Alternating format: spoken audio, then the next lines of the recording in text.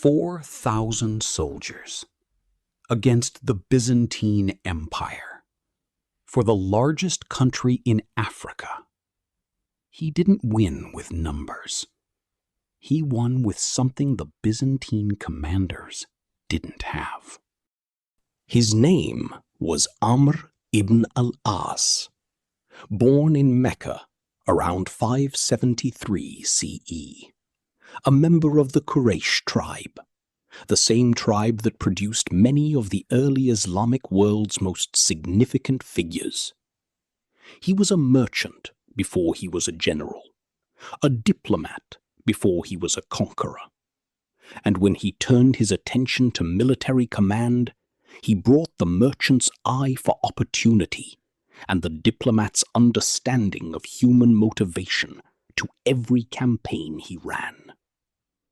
In 639 CE, the Caliph Umar ibn al-Khattab, the leader we have explored on this channel, authorized Amr to begin the campaign for Egypt.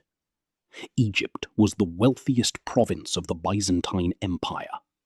It was defended by fortified cities, professional military garrisons, and the full administrative infrastructure of a centuries-old imperial power. Amr ibn al-As crossed into Egypt with approximately 4,000 soldiers.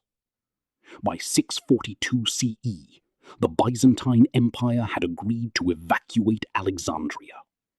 Egypt, the most prized possession of the Eastern Roman world, was under Arab control. Amr ibn al-As had accomplished in 3 years what most military strategists would have said required a force 10 times larger. This is how he did it, and what it reveals about the kind of intelligence that wins where force cannot. Amr ibn al-As had been to Egypt before the campaign. He had visited as a merchant, as a diplomatic envoy, and in various other capacities over years of travel. By the time he crossed into Egyptian territory as a general, he knew the layout of the Nile Delta, the political divisions between the Byzantine administrators and the local Coptic Christian population, the economic pressure points, and the specific vulnerabilities of the Byzantine military command in the region.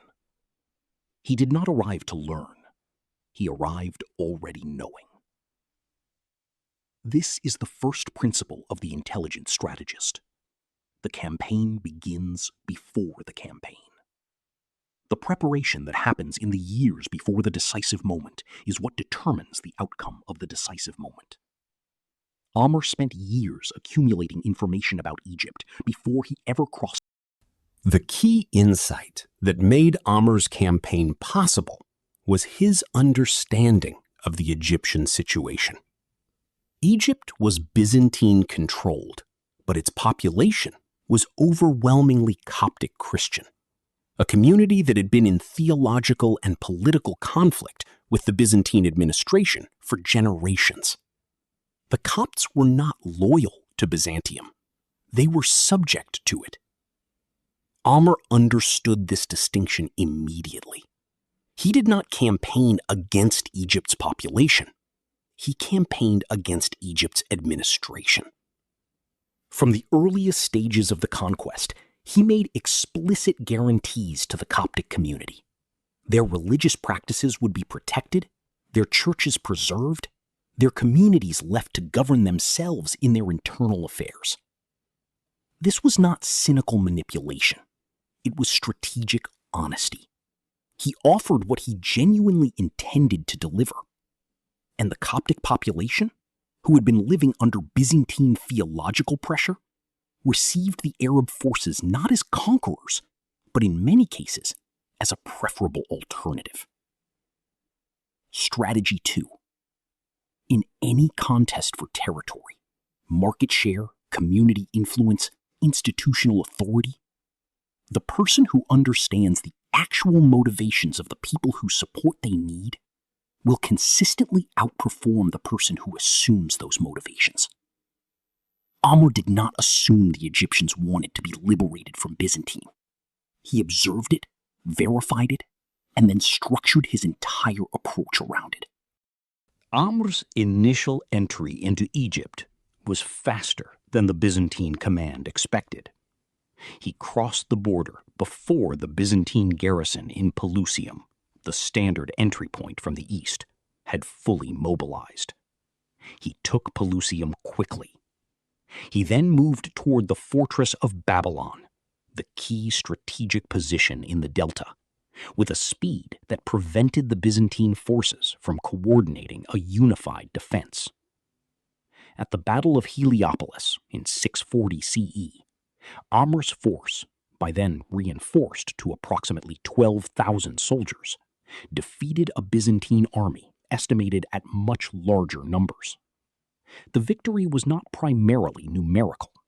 It was a result of Amr's choice of ground, his understanding of the Byzantine tactical approach, and his ability to maintain the initiative throughout the engagement. The person who moves first moves fastest and maintains the initiative, forces their opponent into a reactive position. Reactive defense is almost always weaker than proactive offense, not because defense is inherently inferior, but because reactive defense is always responding to someone else's agenda. Amr set the agenda. The Byzantine command responded to it. When the fall of Alexandria became inevitable, Amr conducted the negotiations for the Byzantine withdrawal with remarkable restraint. He could have imposed extremely punitive terms. Instead, he agreed to terms that allowed the Byzantine garrison to withdraw with dignity, guaranteed safety for the civilian population, and established conditions that made Egypt's transition to Arab governance as smooth as possible. His reasoning, recorded in the historical sources, was entirely strategic. A city that falls smoothly is more valuable than a city that falls after a siege. The wealth, the administrative capacity, the productive infrastructure of Egypt, all of it was better preserved by a negotiated transition than by a contested one. This is the negotiating principle that the Arab merchant tradition had refined over centuries. The best deal is the one both sides can implement. A deal that humiliates the other party creates an enemy who will undermine the agreement at the first opportunity. A deal that leaves both parties with something worth preserving creates a sustainable outcome. Strategy 4. Negotiate from strength in a way that the other party can accept.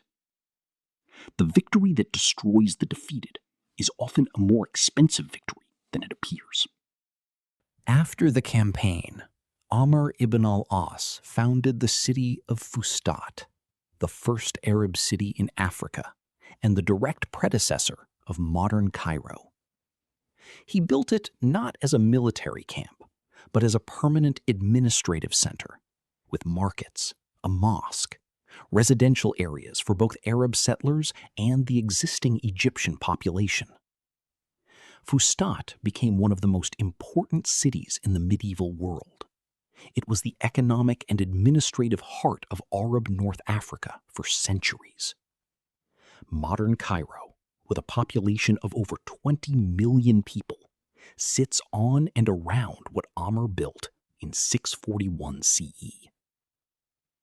Strategy 5. The campaign is not the point. What you build during and after the campaign is the point. Amr ibn al-As was one of the few military commanders of his era who understood this intuitively.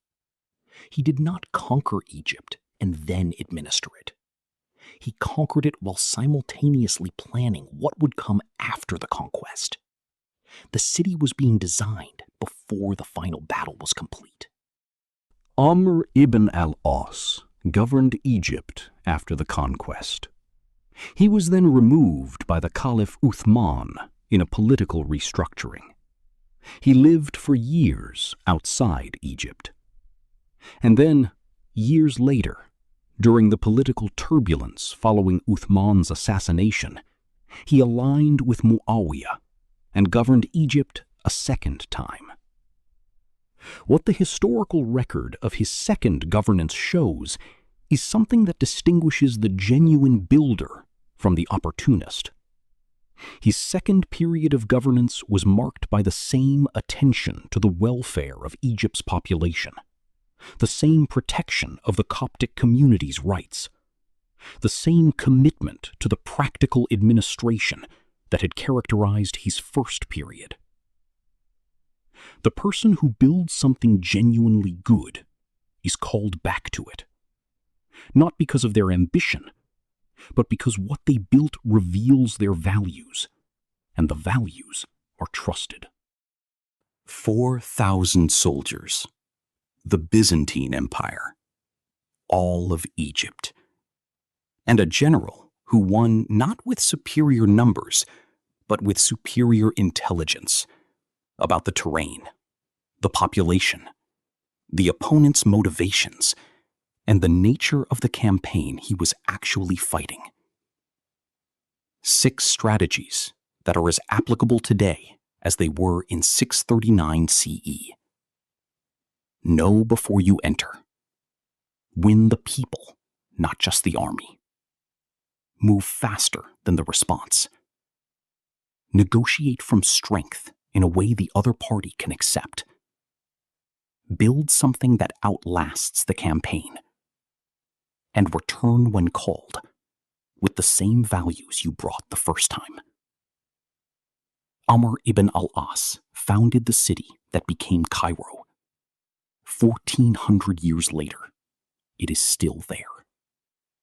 That is the measure of the strategist. Subscribe to Desert Mind. New Arab wisdom every Tuesday and Friday.